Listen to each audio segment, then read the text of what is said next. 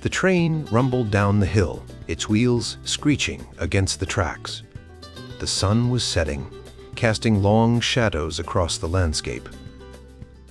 Inside the train, the passengers chatted and laughed, oblivious to the danger that lay ahead. The bridge was gone, destroyed by a storm that had swept through the area just days before.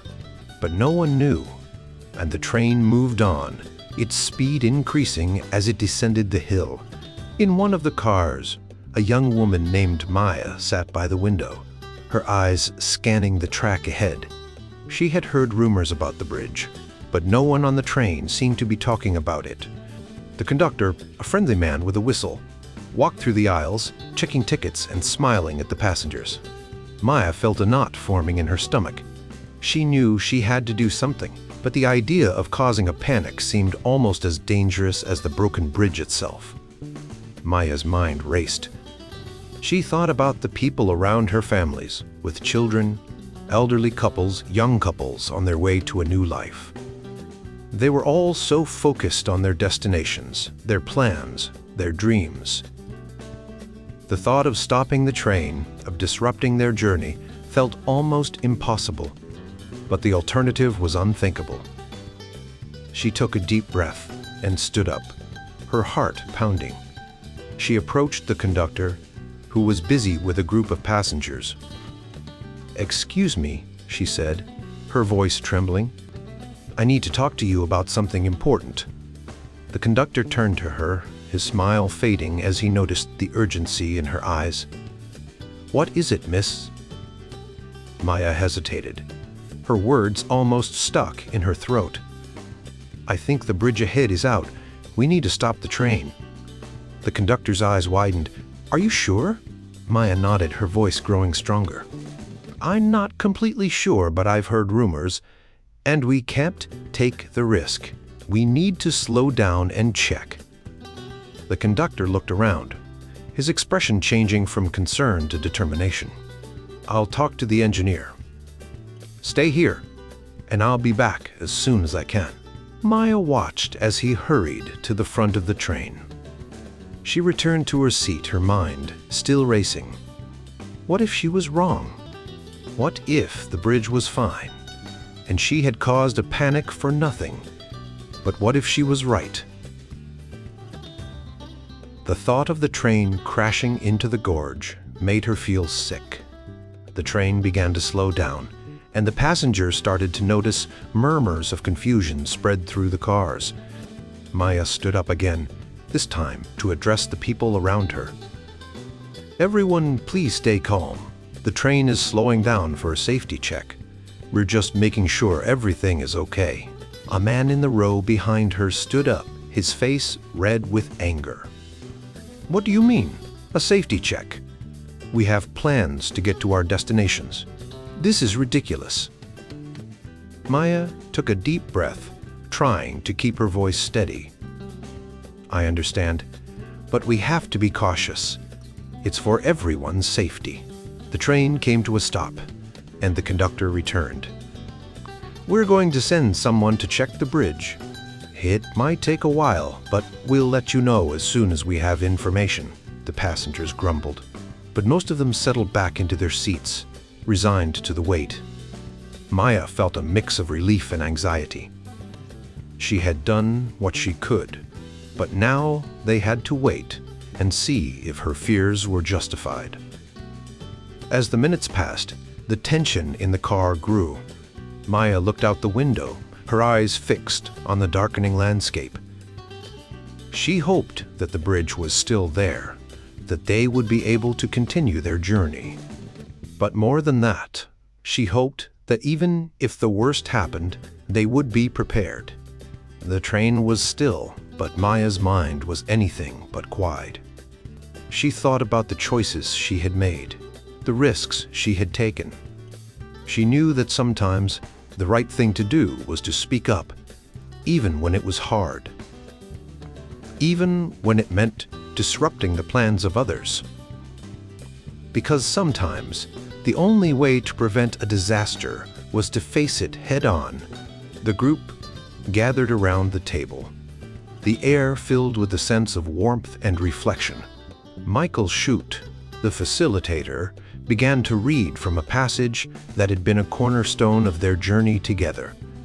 Over the past weeks, they had explored the concept of simplicity, not just as a lifestyle, but as a way of living that aligns with their faith and values.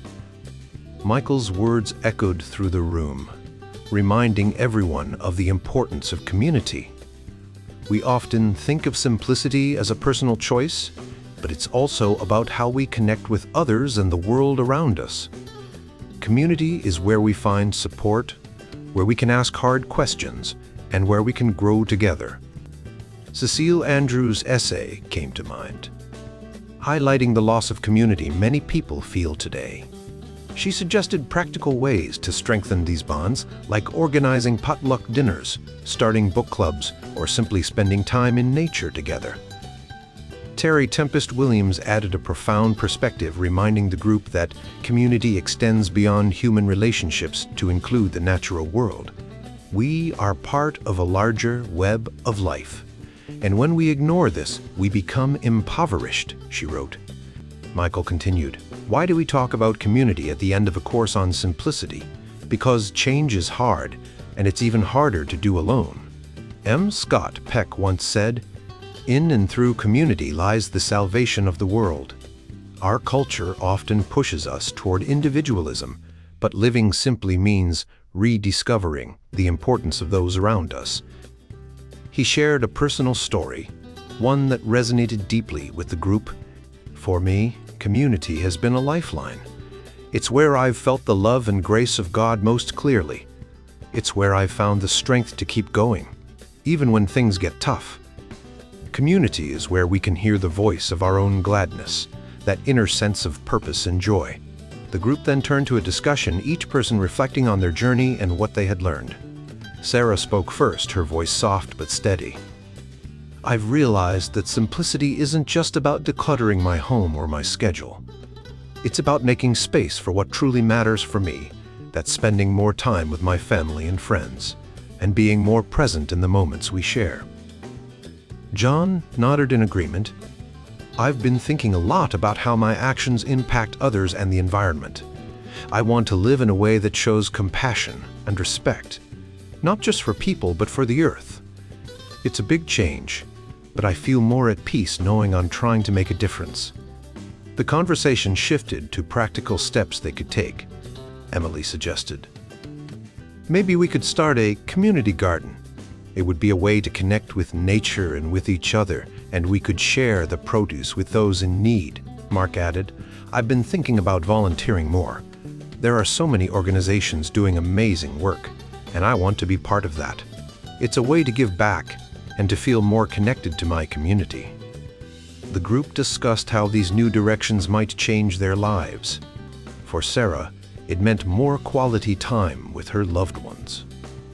For John, it meant a shift in his career to something more aligned with his values. For Emily, it meant a deeper connection to the earth and a sense of purpose. For Mark, it meant a greater sense of fulfillment and community. Michael encouraged them to think about these changes in the context of simplicity as compassion. How does living simply help you be more compassionate? How does it free you from consumerism? How does it allow you to experience time, silence, and contemplation? How does it bring you joy in food, community, and nature? How does it reflect your understanding of creation? The group spent some time writing and drawing, expressing their ideas and visions. They shared their creations, each one a unique reflection of their journey and their hopes for the future. As the evening drew to a close, Michael led them in a closing prayer. "Loving God, our hearts are restless until they find their rest in you.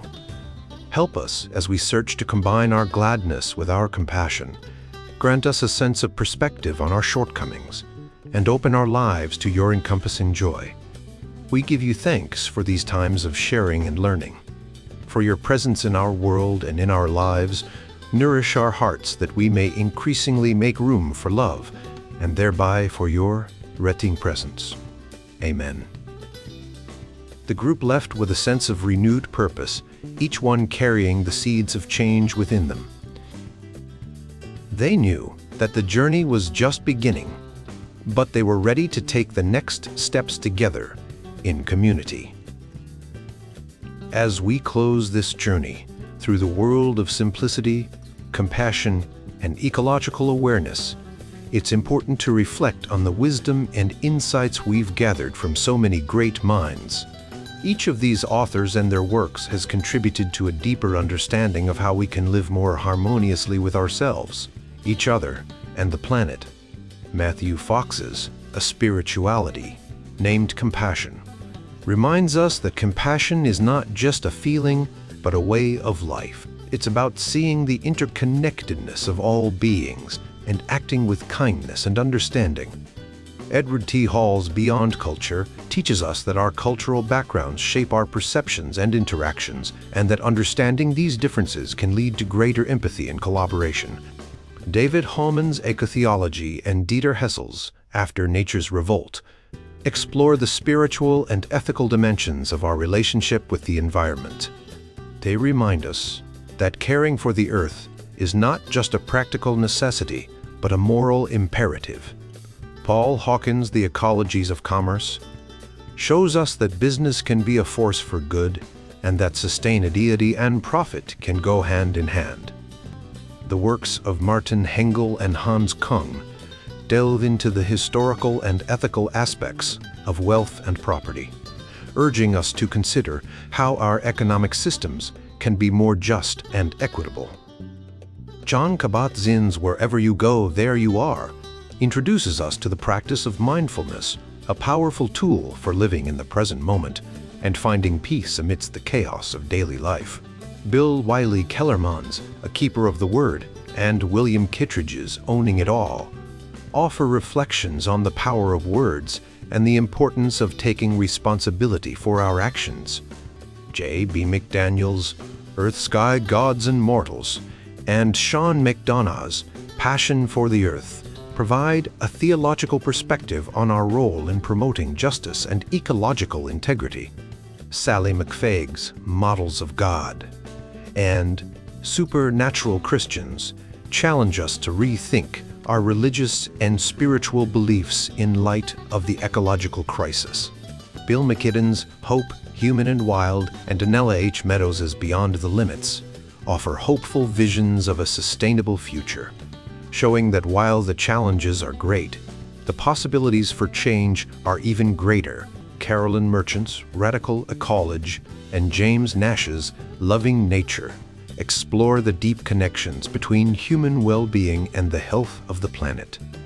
Helen Nearing's Living the Good Life and Simple Food for the Good Life provide practical guidance on living a simpler, more sustainable lifestyle. Richard Nelson's The Island Within and Thich Han's Present Moment, Wonderful Moment invite us to find beauty and meaning in the natural world and in the present moment. The new Roadmap Foundation's All-Consuming Passion and David Orr's Ecological Literacy and Earth in Mind challenge us to rethink our consumer culture and educate ourselves about the environmental impact of our choices.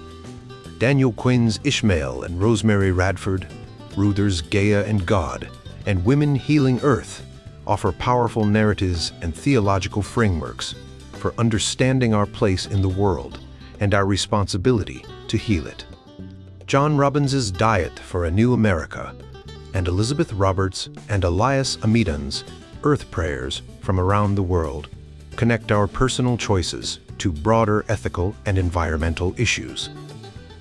Richard Rohr's Simplicity, The Art of Living, and Theodore Roszak's Ecopsychology explore the psychological and spiritual benefits of living simply and in harmony with nature.